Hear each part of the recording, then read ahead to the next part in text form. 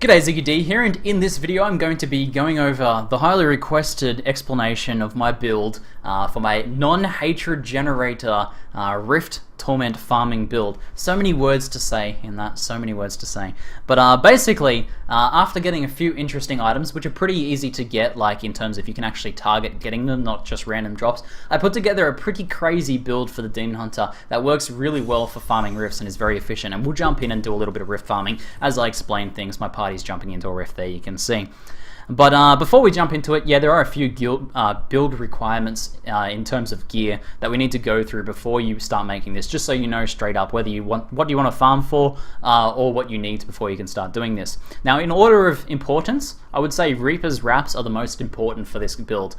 These restore your maximum primary resource, which is Hatred in the case of the Demon Hunter, up to 30% every time you pick up a health globe. And this is pretty crucial for this, really funding not having a Hatred generator, especially having a Hatred spender.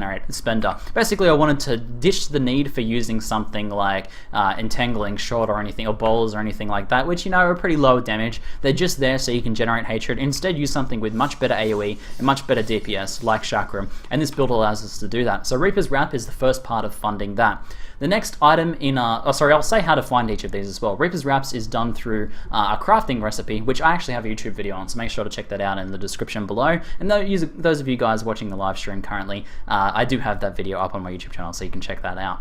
The next most important item is the Gloves of Worship. These allow you to have shrine effects for 10 minutes, however currently bugged to give empowered and fleeting shrines for up to an hour. This will eventually be fixed, but the build will still work even when that's nerfed to 10 minutes, however it's just much better now with them being an hour.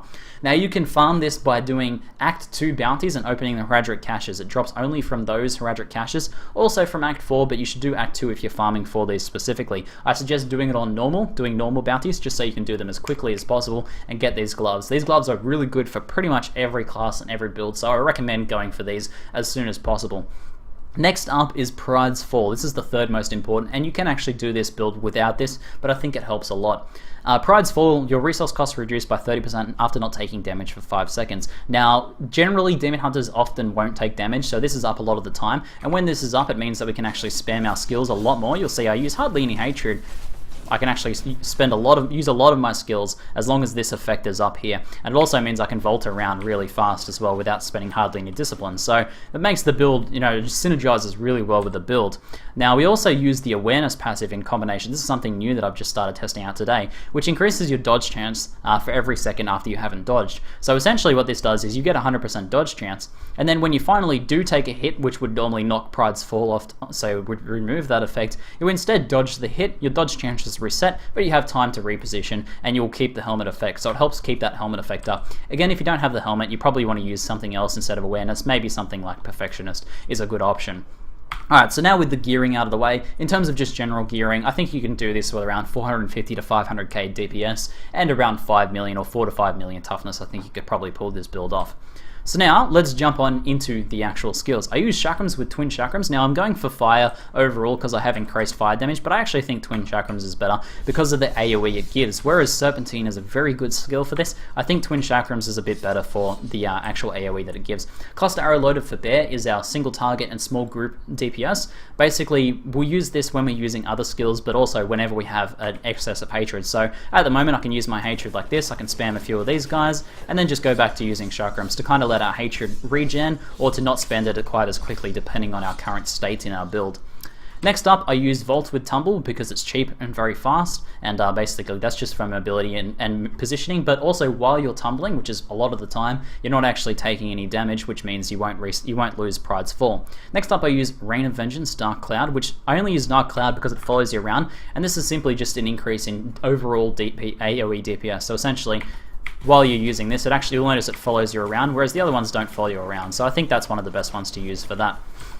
Next up, I use Vengeance with Seethe, which gives 10 Hatred per second. So essentially what I'll do is I'll pot Vengeance with Seethe, and then I can basically spam Cluster Arrow for a very long time. And if I start to run out, I use Chakrams, and my Hatred will actually regen. I can throw in some more Cluster Arrows, And usually by this point, any elite pack that I'm fighting, that I'm using this Vengeance for, will be dead by this point. Now you'll notice I have Empowered Shrine and Fleeting Shrine. Now the Empowered Shrine helps the cooldowns of these skills a lot as well, so very nice to use. The next thing is the Companion Wolf Companion. This improves our damage by 30% for 10 seconds. So what we do is we pop this just usually before I pop Vengeance, and also just before I pop Rain of Vengeance. So what that does is I use the Wolves, then I use Rain of Vengeance. Rain of Vengeance captures the extra damage, and then I can start unloading with my Cluster Arrow loaded for Bear, and also using Vengeance Seethe if I have that up. In terms of passives, I use Archery, which gives a little bit more hatred, just a bit more damage as well. It's just a nice damage one. Ambush gives you pretty nice damage, the ability to one-shot trash packs with your loaded for Bears. And Blood Vengeance synergizes really well with Reaper's Wraps. Not only does it give you more hatred whenever you pick up a health globe, when I go into this rift in a moment, you'll see my hatred almost fills up as soon as I get a health globe. But it also increases your maximum hatred, which helps Reaper's Wraps become more efficient because it's actually of your primary resource, which is increased through that passive. So really nice stuff there. So the overall sort of strategy is we pop Companion, Wolf Companion, pop this guy, pop Seethe, and then we just gotta really keep mobile, move around, and you'll see we just have the ability to just really spam our skills like crazy, and that boosts our effective DPS by a huge amount. Now, a big part of this build is setup, so the first thing you want to do is make sure you get an Empowered and Fleeting Shrine. The easiest way to do this is to go to Act 4, Gardens of Hope first tier. There's a shrine just north of the waypoint. You can grab that, that's guaranteed. There's also often another shrine just to the left before the Rakanoth fight. And then also check Act 1, Southern Highlands, and just to the left of the bridge is another shrine there. Now, if you don't get an Empowered Shrine in those first 3 shrines, I would remake the game and try again until you get an Empowered Shrine. Fleeting Shrine is less important, but it still helps a fair bit because it helps us get those health globes. So, with that in mind, I'm going to teleport to one of my players and jump in combat, just so sort of show you guys how this works in live action, I guess. So let's just pop all my skills here. Looks like we're fighting Elite Pack right off the bat. I will try and not take damage where I can, but that's okay at the moment. I've got Vengeance Seethe up. When I have Vengeance Seethe up, I tend to get more into the action a little bit. So there we go. There's that pack down. I'll vault around, sort of move forwards here. You'll see my my Pride's Fall helmet effect will be up a lot of the time. It'll very rarely go down, and if I do happen to take a hit, chances are I'll dodge it because of that increased dodge chance. So basically moving around like this, whenever the Wolf and the Rain of Vengeance comes off cooldown, I'll spam Wolf, then Rain of Vengeance. And the cooldowns are pretty short as well because of the Empowered Shrine.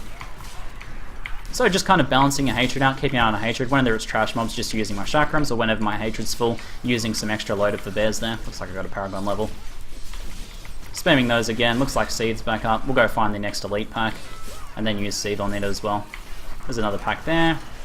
I can probably pop Seethe here and just clear my way through these trash mobs pretty quickly. And you can see just how the it has a real nice tempo to it, man. Like playing a Demon Hunter like this is like perfect, so good, so much fun.